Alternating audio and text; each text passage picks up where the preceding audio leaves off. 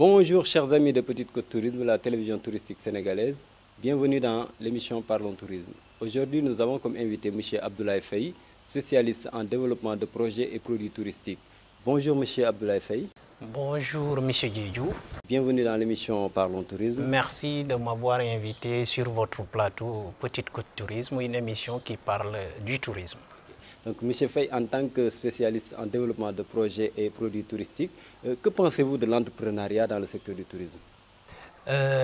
Une très bonne question aujourd'hui qui est dans son contexte.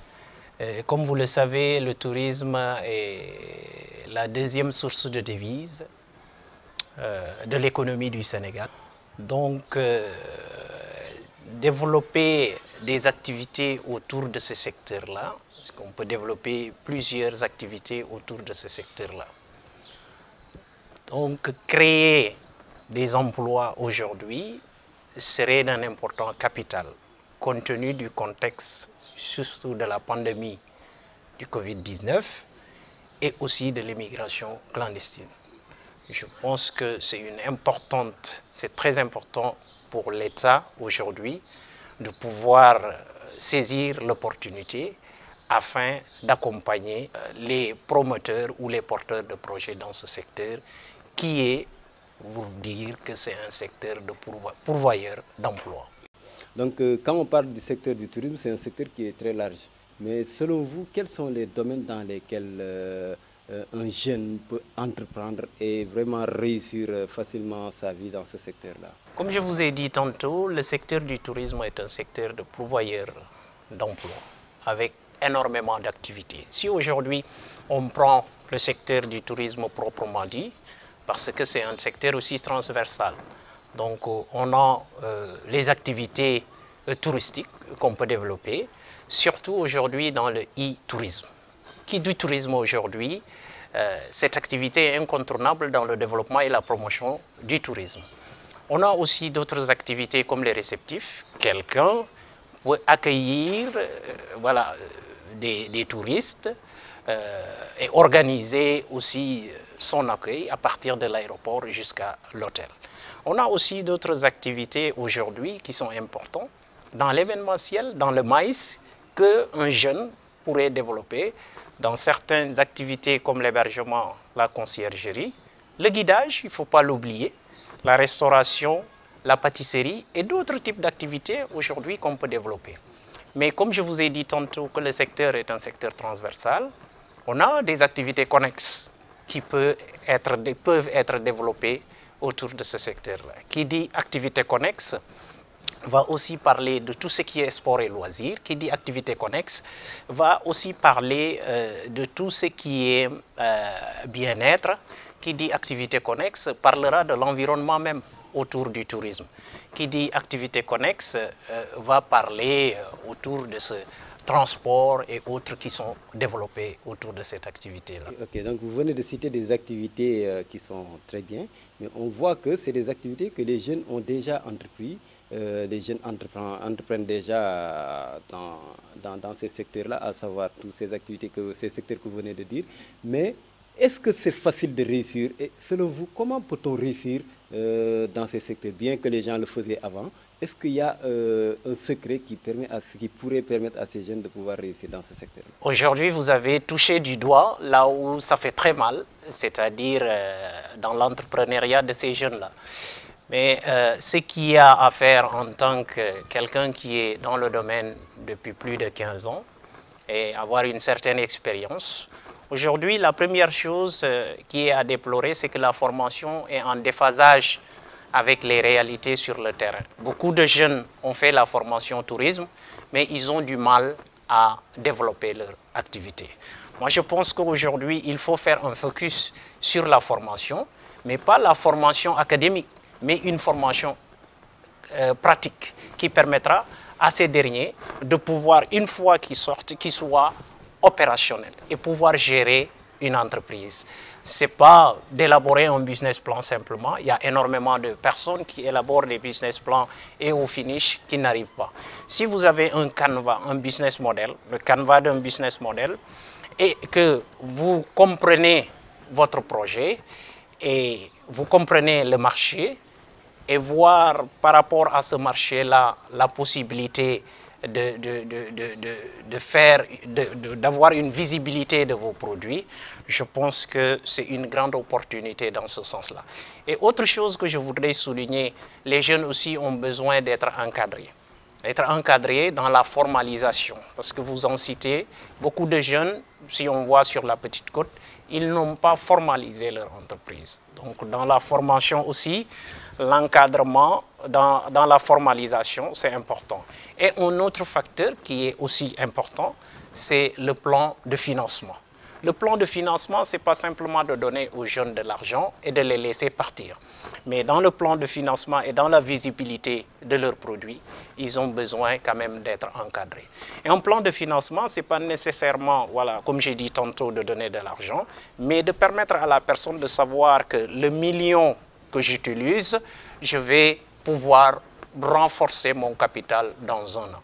Je pense qu'un jeune aujourd'hui, avec 200 000 francs dans certaines activités, comme le e-commerce, si vous avez votre ordinateur et que vous avez une connexion, il suffit de connaître comment concevoir des produits touristiques pour pouvoir vraiment être visible sur le marché.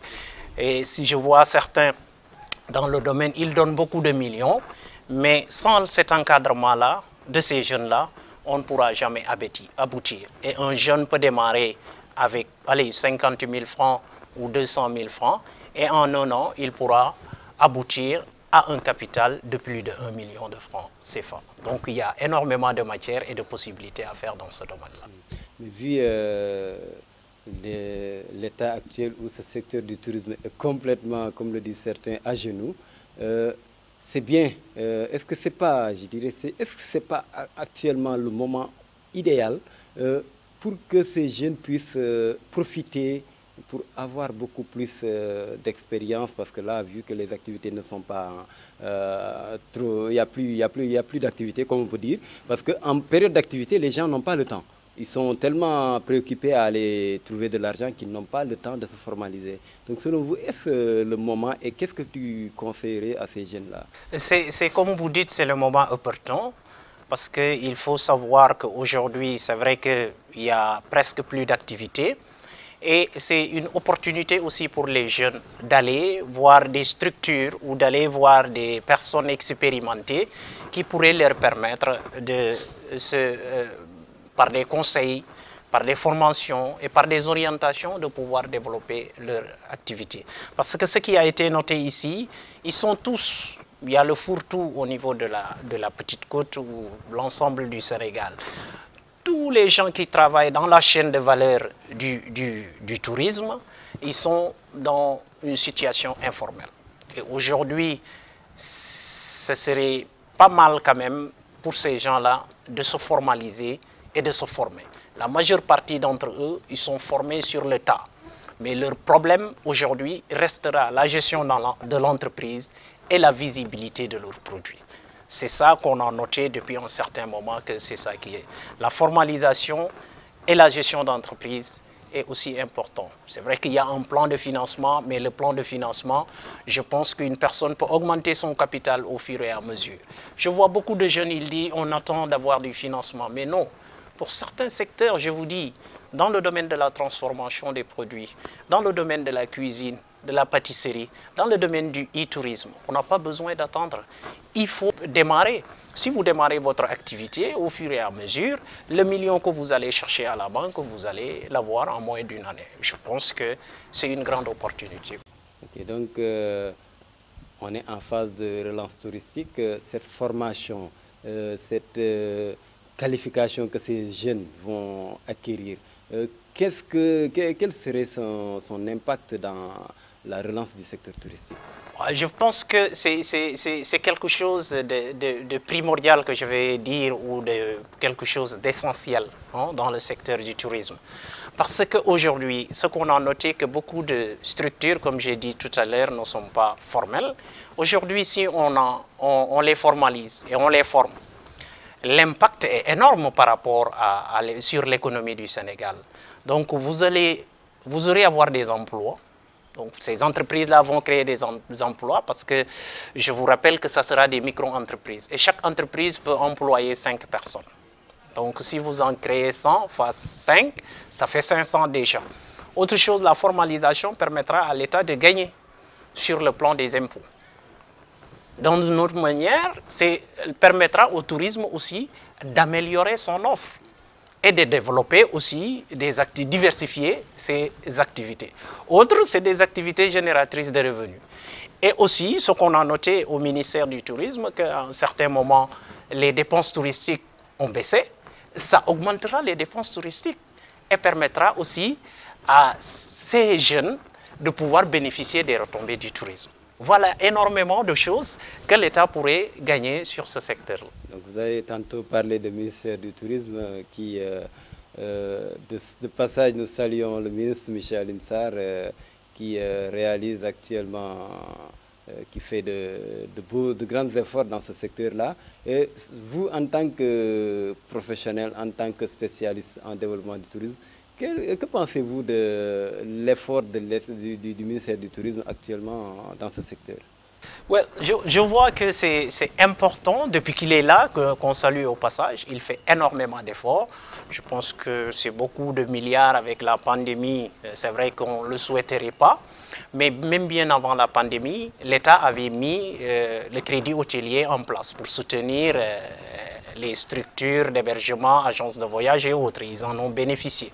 Après, le Covid est venu, l'État a soutenu ces derniers aussi, c'est-à-dire les hébergements et agences de voyage, restaurants. Mais en plus, il a mis un focus sur les acteurs de la chaîne de valeur. Les acteurs de la chaîne de valeur, c'est un maillon qui est important. Donc, ce qu'il a fait, c'est à saluer. Ce qu'il a fait, c'est énorme. Mais je reviens toujours dans le cadre vraiment de la relance et pour véritablement développer les activités, le ministère du Tourisme devrait voir au niveau, regrouper l'ensemble des acteurs de la chaîne de valeur en entités, par exemple les restaurants qui les regroupent, qu'ils aient une fédération de l'ensemble des restaurants, l'artisanat qui est important dans le secteur, tout ce qui est sport et loisirs, il y en a énormément, le transport, les fournisseurs, les femmes transformatrices qui rentrent dans la chaîne de valeur du produit touristique, le regrouper en domaine d'activité. Et si ces derniers sont regroupés en domaine d'activité, essayer de voir avec eux quelles sont les difficultés qu'ils ont, de les former d'une manière générale dans leur secteur d'activité et en relation avec le tourisme. Et une fois que ça est fait, il les accompagne financièrement comme il le fait, mais avec un suivi. Parce que ce qu'on a noté, beaucoup d'entreprises naissent et après un an, ils disparaissent. Mais quand une entreprise est accompagnée pendant un an, voire 2 ans, dépendra de l'activité qu'il effectue, donc ça pourrait permettre au ministère du Tourisme d'organiser le secteur, de formaliser et d'en gagner, parce que si les retombées viennent aux populations, si les dépenses touristiques augmentent, c'est bien pour le ministère du Tourisme et ça sera en phase pour la relance du secteur touristique. Ok, donc M. Faye, on est presque à la fin de l'émission. Vous avez un dernier mot? Oui, le dernier mot, c'est juste de vous féliciter par rapport au travail que vous faites, surtout sur la Petite Côte et l'ensemble du Sénégal, parce que les gens vous suivent ici et ailleurs au niveau de la diaspora. Et puis de lancer un appel au ministère du Tourisme, parce qu'ils avaient un excellent projet qu'on appelle le microtourisme. Le microtourisme aujourd'hui pourrait développer ce qu'on appelle les activités connexes du tourisme, surtout les gens qui travaillent dans la chaîne de valeur du produit touristique. Et aussi lancer un appel aux jeunes et aux femmes qui sont communément sur la Petite Côte, qui ont un projet et qui voudraient entreprendre aussi, développer des activités, que nous, on est disponible. On est là véritablement pour les aider à monter leurs projets, aider aussi à développer leurs activités pour que ces entreprises-là soient formelles, soient des entreprises où ils seront développer des activités génératrices de revenus. Donc je vous remercie énormément de m'avoir donné cette opportunité de pouvoir s'exprimer, surtout sur un sujet important qui est la promotion de l'entrepreneuriat au niveau du tourisme. Merci M. Faye, c'est un plaisir vraiment aussi de vous recevoir et de parler sur ce sujet-là. Donc c'était tout pour l'émission Parlons Tourisme pour ce numéro. Nous vous donnons rendez-vous très bientôt.